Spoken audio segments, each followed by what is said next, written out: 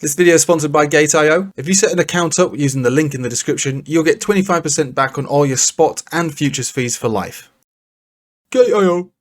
Hello everybody, welcome back. We're going to make a quick video on XRP today because the rest of the market stayed basically the same. It's not that XRP is doing anything special, but it's coming down to an approachable area where it would be like, I suppose, people always want to buy it when it's gone up, never want to buy it when it's gone down.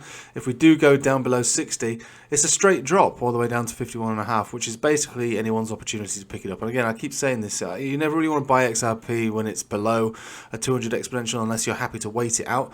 But if you want to buy it in anticipation for the next big move, this is the best place to get it. And it's come down to this horizontal level of significance, about 51.5 cents. It goes back quite a while really. These big drops over here, and then when we lost that area it became resistance. So it's reasonable to imagine that if we do get lucky enough to see an XRP back down at 51.5 cents, there'll be definitely a good place to buy it from. Even the simple moving average, which did have relevance down here as well, 200 simple sits at 48, almost 49 cents. And again, it's creeping up every day. These are moving up. Moving averages of a bit of a lagging degree, but they are moving up ever so slightly. So the supports are likely to cross above this 51.5 cents, even for the 200 simple moving average, within a couple of weeks. So yeah, all other aspects of this chart is being lost. So let's have a think about what is Big Daddy Bitcoin's doing for a brief moment. Still consolidating, obviously. It's pretty much a simple strategy on this one. The Bollinger Band for the daily is the main resistance that's pushing us down. Yesterday there was a decent reaction from the bottom of the Bollinger Band as well. So decent buyback in all fairness, but it's just annoying really because it's just teasing us with these ideas of wicking down low and then bouncing back up. And you know, every day that we're above 28,500 is a good day. And if we take it to the 3-day, we can see that obviously we got those golden crosses confirmed on simples and exponentials, and that's why I've stuck this little green line in here, because if we do come back down further to these levels, which is at the moment 27,700, then that would be a decent retest of a golden cross, and that normally results in a full-on V-shaped recovery, to be fair. And on a 3-day it would be pretty decent. And again, being a 3-day means that a V-shaped recovery could take weeks, maybe even months.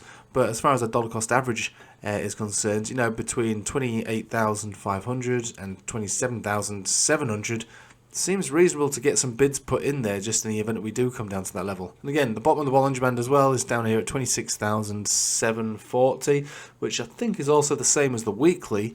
It's sitting down, there's a 26, sorry, oh no, that's 25,000, okay.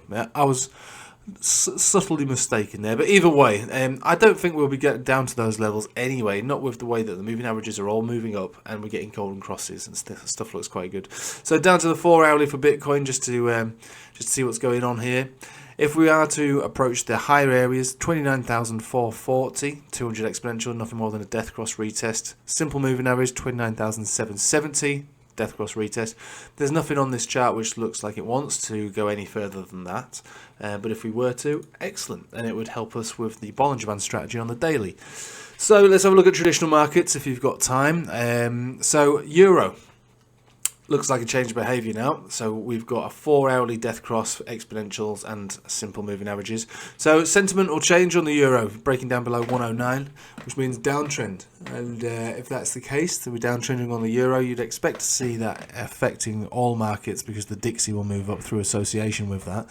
So if we get a downtrend below 109, then yeah, probably we'll see some stocks consolidate, which is, to be fair, overdue.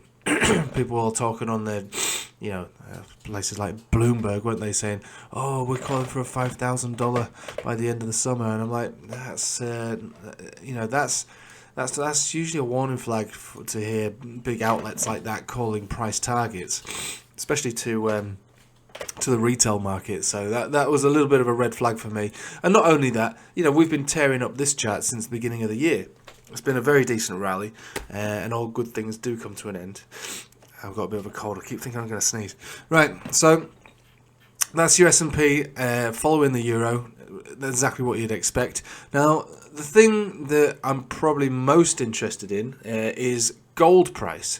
So gold is kind of scratching out a low around this area, around this 1930, and I think, to be honest, I think this is worthy of a a derivatives trade here. I think getting some futures on the go at this level would be decent, even if it's just for a bounce back up to a 4-hourly death cross.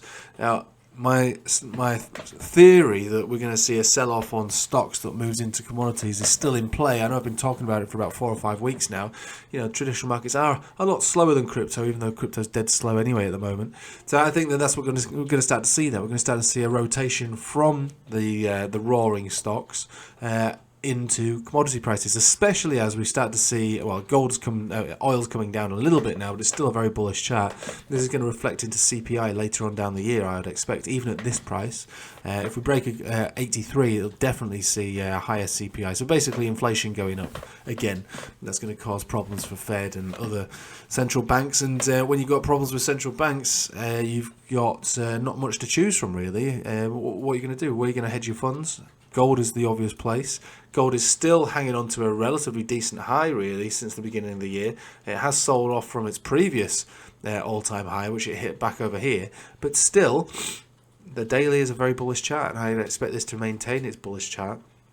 And I think we're going to be trading back up above 2,000 sooner rather than later. And I think the CPI will only emphasise that, even though the CPI is likely to cause dollar to move up, and that might impact this in the short term. I think the fundamentals of inflation will actually filter through to the chart. So even though the dollar will probably go up a bit, I think gold will move up with it. And because gold and Bitcoin are quite heavily correlated, or at least they have been this year, you can only hope, can't you, that that'll filter through to Bitcoin, which again is a bullish chart. So it's not all dead. Nothing is dead here. It's just the early stages of a bull market, really, for crypto, and potentially the beginnings of a consolidation for the stock market.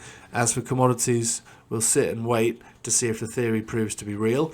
I think it is. But we'll probably need a few more weeks to start to see any signs of life in gold. But I think we will. Right, that's pretty much it. But long story short, there's opportunity in all these markets. It's a dip buying market for crypto, for especially the 4-year cycle. And I would also extend that to the altcoins. That anything that the SEC has highlighted as a problem, I think that's a dip buyers market also. Right, I'll leave it with you there. If you want to join me on the live stream tonight, there's a Patreon live stream. Links in the description below. £7.50, 2 live streams a week. Sorry, so you can't really complain with that. And so I'll see you there. Otherwise, hope you have a nice day. Take it easy.